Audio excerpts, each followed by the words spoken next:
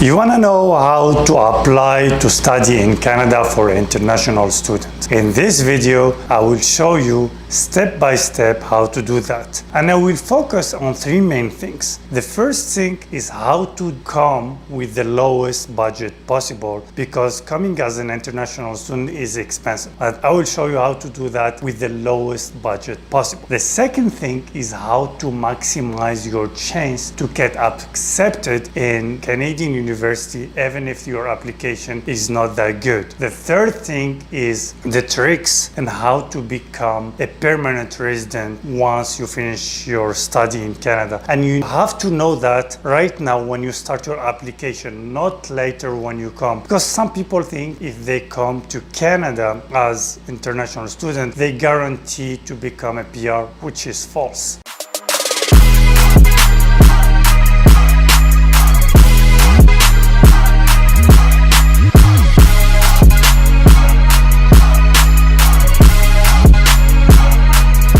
What's up YouTube, and welcome to this new episode of Easy Canada channel, the channel that will allow you to move to Canada whatever and whenever your situation. For people who don't know me, I'm Ziad Sali. I graduated as an immigration consultant and I'm doing videos to help people to move to Canada and have a successful life in Canada. And please guys, try to get immigration information from the right person. I mean immigration consultant like us or immigration lawyers. The reason why I'm saying that, because I see many YouTube videos that putting random information and they're not trained to do that, and many people follow them and then they get wrong information and they fail to immigrate to Canada after paying lots of money. So get the information from the right person. Now, if you have any question or a concern, leave it in the comment below. If it is a question, I will give priority for answer to people who subscribe to the channel to get the fastest answer. So if you didn't subscribe, the link is here or here. I'm doing 2 videos weekly, so subscribe now to not miss any video. So in order for you to come as an international student here in Canada, the first step you will need to do is to gather the requirement. What I mean by that is like 3 things you will need to have before starting anything. The first thing is to have a valid, up-to-date passport. That means if you have an expired passport, just renew it. If you don't have a passport, do one, or anything. Once you apply, you will need a valid passport. The second thing is to get a French or English test. This is not mandatory, but many universities, in order to accept you, they will need English or French test. But in certain fields like IT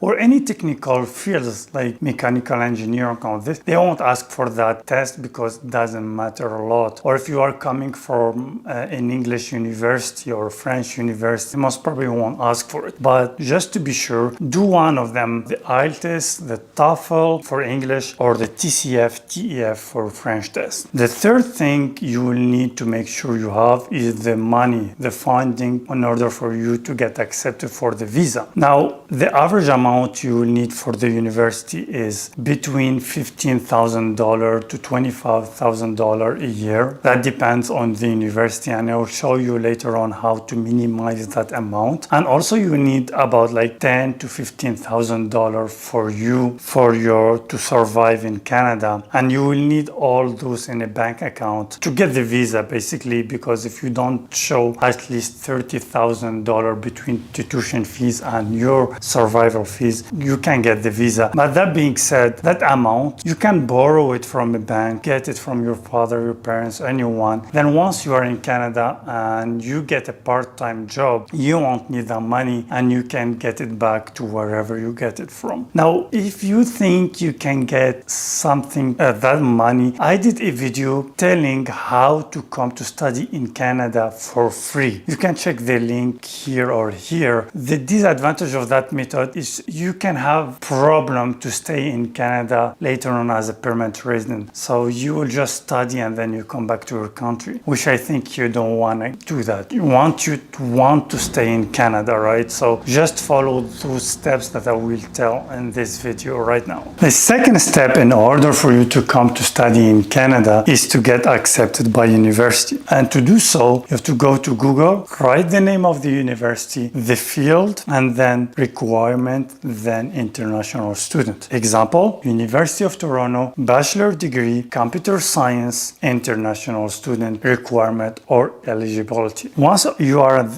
the website of the university, make sure you are in the international student section because the requirement for a Canadian are different than international student. In order for you to maximize your chance, make sure that the marks that you have from university are higher than what the Canadian university is asking for, or to also make it better, if the Canadian university is asking for 2 reference letters from professor from university, get 3 or 4. That will increase your chance. Another thing that will increase your chance, go to Google and see the rating of the best Canadian university. And if your file is not that strong, try to target lower university. For example, University of Toronto will be one of the best. And if you target like University of, I don't know, Saskatchewan, or like, I don't have names, I'm just saying like that, but try to target lower university if you don't have a very strong file to increase your chance. Something that many people don't know, that you as an international student, you will have better chance than a Canadian student if you have a similar files. And the reason is obvious, it's because Canadian university needs money and international students brings more money than Canadian, since international students pay 3 times or 4 times more than Canadian students. Now, we're gonna talk about the budget. In order to come in Canada with the lowest budget possible, you have to decrease your university tuition and the money you will need to survive. And to do that, it's better to choose small cities university rather than big cities university. And also, like, small cities university are easier to accept you than big cities university.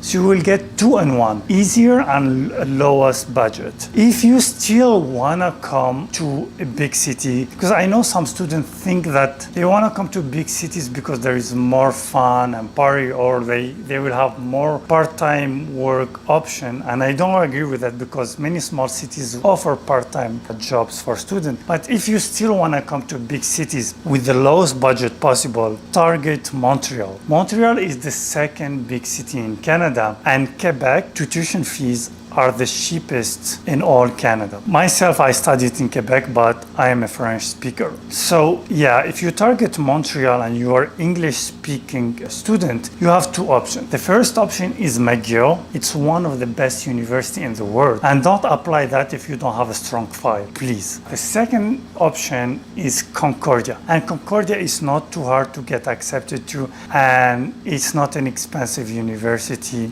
And also, like, the cost of living in Montreal is way cheaper than Toronto and Vancouver. I did a video about comparing those cities. You'll find the link here. But yeah, Montreal is cheap and the tuition fees are cheap. So yeah, if you still want to live in a big city with the lowest budget possible, target Concordia University in Montreal. 2 important things I want to mention before passing to the third step. The first thing is try to apply to many university and not only one. The reason why I'm saying this, if you don't get accepted to one, you still have other options. I highly recommend to apply for at least 3 universities, and I think the cost of an application is between $100 to 50 Canadian dollars depending on the university, but it's worth the investment. So apply 3 universities to get accepted in 1 or 2. The second thing that I want to mention, and this is so important, try to apply to similar level that you are at. Example, if you are